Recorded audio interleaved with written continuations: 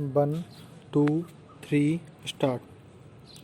हमारा देश कृषि प्रधान देश है, जहां करीब 80% लोग किसी न किसी रूप में खेती बाड़ी से अपना निर्वाह करते हैं। यदि आप एक किसान के जीवन पर दृष्टि डालें तो आप यह देखेंगे कि उसका खेत बड़ा हो या छोटा, वह और उसका परिवार साल भर बराबर खेती के काम में व्यस्त नहीं रह सकता।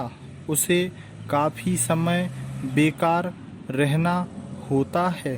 दूसरे रोजगार की खोज में वह अपना घर छोड़कर नहीं जा सकता है, क्योंकि खेती के काम में कभी-कभी निरीक्षण की आवश्यकता होती है।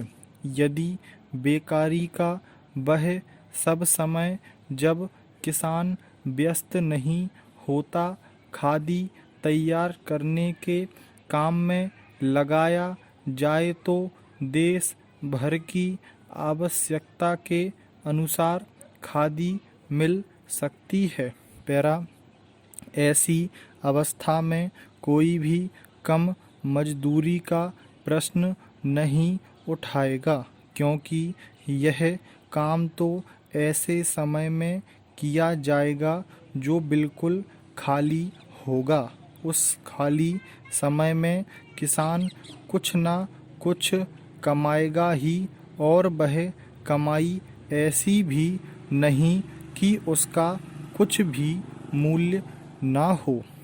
कम से कम वह अपने लिए तो इतना कपड़ा तैयार कर ही सकेगा जिससे उसको बाजार से ना खरीदना पड़े। मैं आपको अपने निजी अनुभव से बता सकता हूँ कि 1 घंटा प्रतिदिन काटने से हमें इतना कपड़ा मिल सकता है जितना कि एक औसत हिंदुस्तानी के लिए आवश्यक है। इस दृष्टिकोण से देखा जाए तो सस्ते महंगे कपड़े का प्रश्न ही नहीं उठता, क्योंकि खादी खाली समय में किए गए श्रम से प्राप्त हो जाएगी। खादी के संबंध में यह एक तथ्य है। हम जानते हैं, आदमी सदा काम नहीं करना चाहता। कभी कभी उसे खाली बैठे रहना ही अच्छा लगता है। परंतु इन सब कठिनाइयों के होते हुए भी मैं सोचता हूँ कि खादी का प्रचार और विस्तार असंभव नहीं है। अतीत में जब गांधी जी ने खादी आंदोलन आरंभ किया था, उस समय हमारे देश के प्रशासन से कोई संबंध नहीं था और न ही हम सरकार से सहायता की अपेक्षा करते थे। फिर भी देश में एक ऐसा वर्ग था जो बराबर खादी का प्रचार करता रहा। वह वर्ग आजकल भी विद्यमान है। हम चाहते हैं कि जनता के अन्य वर्ग भी खादी अपनाएं और हमें प्रोत्साहन दें।